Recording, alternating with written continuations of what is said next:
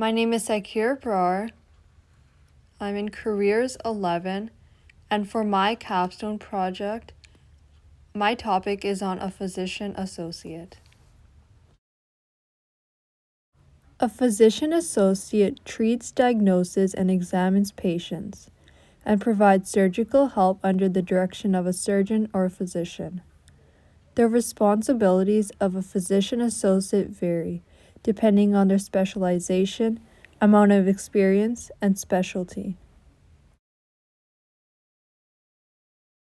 A physician associate must do tests and analyze the results. They are responsible for providing drugs and recommending lifestyle changes.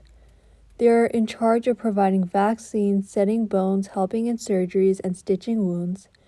They must provide insurance firms with documentations. They are responsible for researching the most current therapist discoveries, advancements, and developments in the medical industry, and a lot more. Physician associates work in physicians' offices, hospitals, outpatient clinics, and other healthcare settings. A physician associate makes around $46 an hour and $105,000 a year. It usually depends on the specialty you want to do afterwards. So if you want to become a surgeon physician associate, you make more than a family physician associate. Education and skill requirements.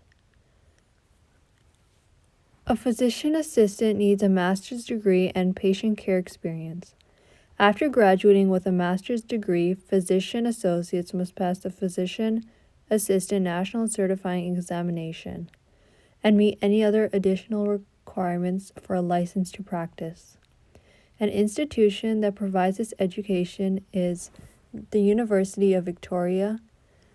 And in high school, you should take advanced math and science courses like calculus, pre-calculus, and biology.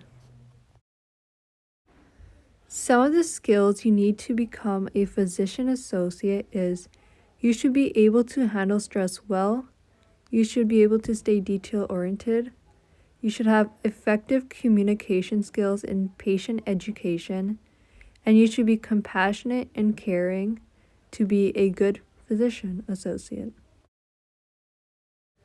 The pros of becoming a physician associate means you have a lot of flexibility in your schedule.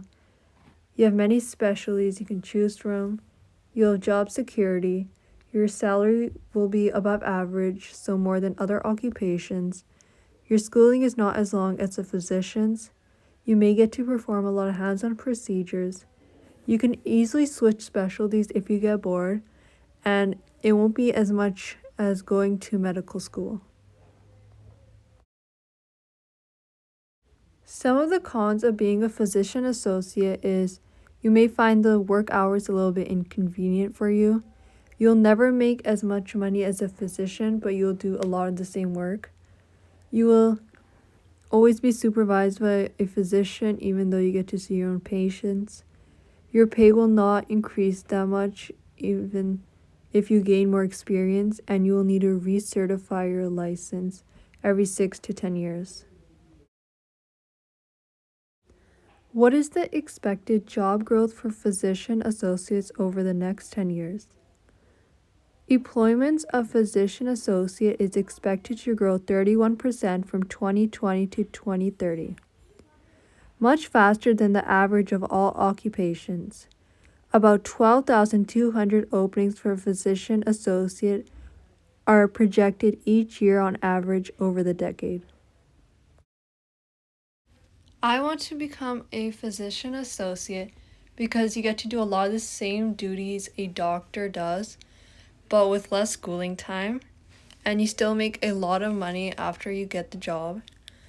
And you won't have to go to medical school, so you won't have to pay that much. You can also switch specialties so you won't get bored of your job.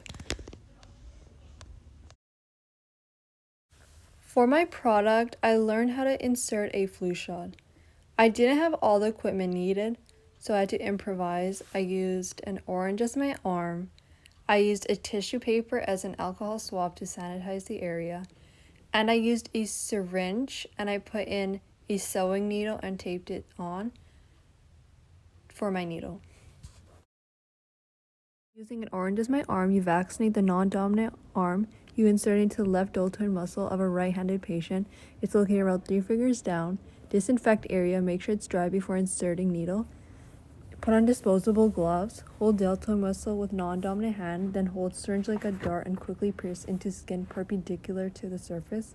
Insert around 2 centimeters into the patient's skin. Wipe off any escaping liquid. I learned a lot of things throughout this project. I learned how to insert a flu shot into someone, the duties of a physician associate, if it's worth becoming one in the future by looking at the growth rate, how much money they earn, and the classes I need to take now to prepare to become one in the future. I learned this by emailing nurses in Fraser Health, asking them how to insert IVs or flu shots, and asking them their duties and what classes I needed to take. I also did a lot of research online and watched a lot of videos.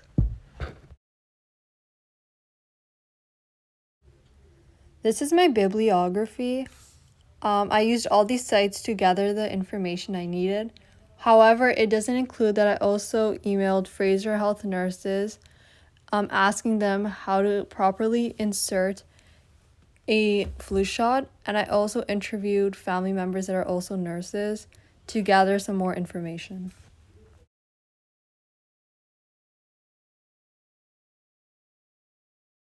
Thank you for listening to my capstone project.